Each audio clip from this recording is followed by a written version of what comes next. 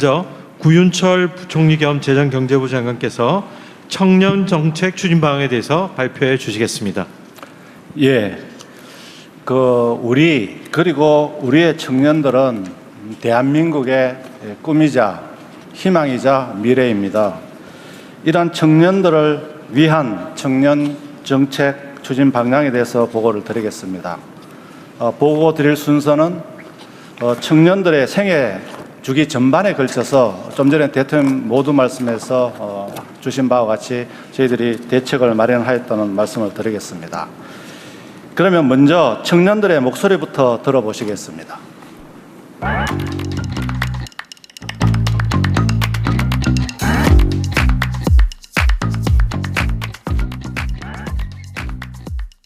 지금부터라도 조금씩 방향을 바꿔서 청년들이 희망을 가지는 그야말로 미래가 있는 대한민국을 꼭 함께 만들도록 하겠습니다.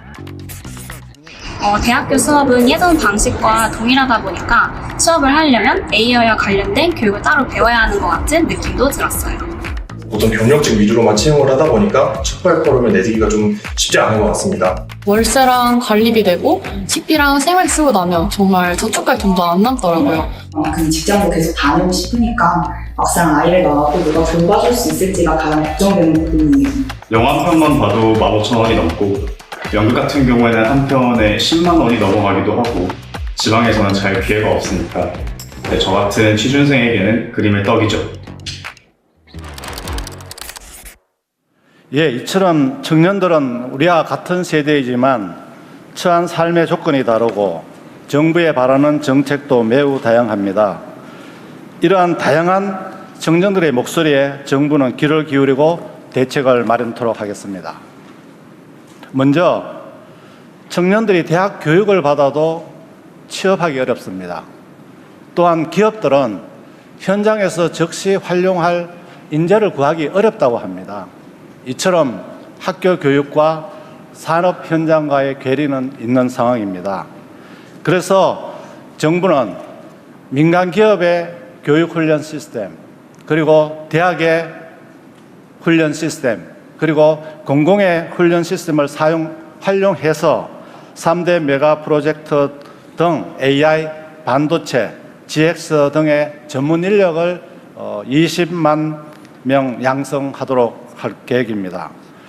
그리고 또 문제가 있습니다. 교육을 받아도 아까 수요를 창출해 주는 것처럼 더 나은 현장의 어떤 기술을 발견하기가 어렵습니다. 그래서 기업이나 공공 부분에서 수요를 받을 겁니다. 받아서 그 수요에 대해서 기업들이 청년들이 해결해 주는 이런 시스템을 도입해서 실력을 갖추는 우리 청년들을 양성하도록 하겠습니다.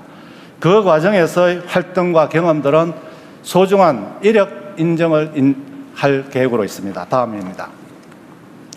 이렇게 실력을 갖춘 청년들은 민간의 신산업, 과학기술, 그리고 문화, 금융 등에서 10만 개의 일자리를 찾아서 일할 수 있게 하고 공공 부분에 10만 개 등 해서 20만 개의 일자리를 창출토록 하겠습니다. 그리고 이렇게 최첨단 교육을 받은 청년들은 모두의 창업 또는 청년 특화리그 신설 등을 통해서 청년 창업가 10만 명 이상을 양성하도록 하겠습니다. 이처럼 청년의 구직, 채용, 입직, 성장 등 통합적인 지원 체계를 마련토록 하겠습니다. 청년 가구의 80% 이상이 임차 주택에 거주하고 있습니다. 임대료가 높아서 부담하기 어렵고 그나마 임차 구하기도 어려운 우리 청년들이 현실입니다.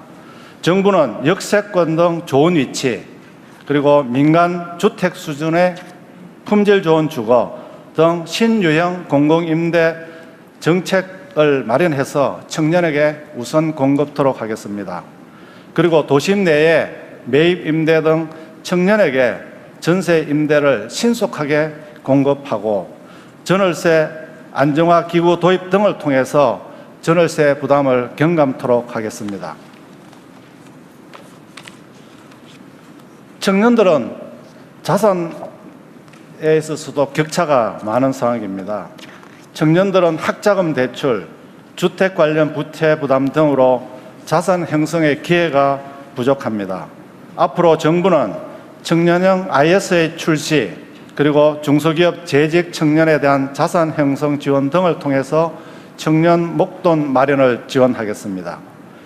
퇴직연금 조기 도입 활성화 등을 통해서 미래소득 보장 기반을 탄탄히 마련토록 하겠습니다. 또한 고졸 취업 준비 청년 대상으로 하는 햇살론 유스 대출 금리를 인하하는 등을 통해서 금융 부담도 완화토록 하겠습니다. 청년들은 경제적 부담, 그리고 결혼 페널티, 생활비 부담, 그리고 돌봄 육아 부담 등으로 결혼을 포기하거나 지연하는 것이 현실입니다. 앞으로 정부는 신혼부부의 주택자금 대출 소득 산정에 있어서 한시 특례를 인정하는 등 결혼 페널티 해소를 하도록 하겠습니다. 또한 유아에 대한 무상 보육, 교육 확대, 그리고 신도시의 국공립 어린이집 영아반 확대 등 출산 돌봄도 부담을 경감하도록 하겠습니다. 실노동시간 단축 등 워라밸 확산도 지원토록 하겠습니다.